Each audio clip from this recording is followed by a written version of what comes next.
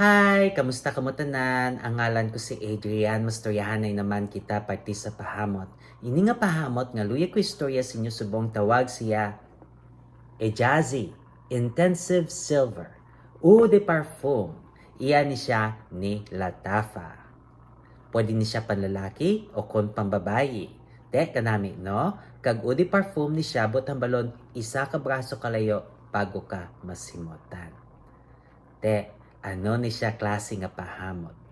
Bali, ma-interesting nga kombinasyon sang dagat kag sang bundok na, no? Kay nga kay makusog ang cedar nga hamot, pero gindugangan sing sea notes. Ang cedar gatubo na siya sa mga bundok, hindi sa tupad sing dagat. Pero ini may sea notes, no? Ka-interesting.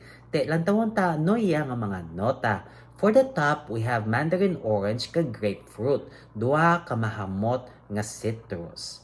For the mid, we have cedar kag sea notes na makusog ang cedar kag may sea notes siya masimutan mo gid, no?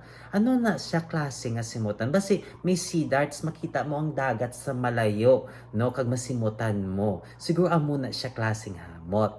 Kag for the base, mayara siya amber kag moss. Ang amber pampainit kag ang moss nang pait na siya klase nga kahoy nga hamot. Na.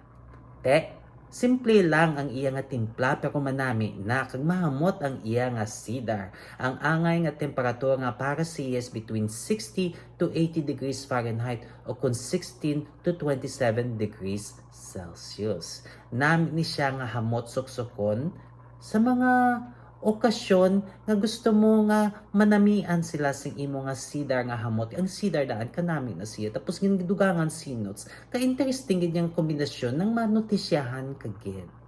Na.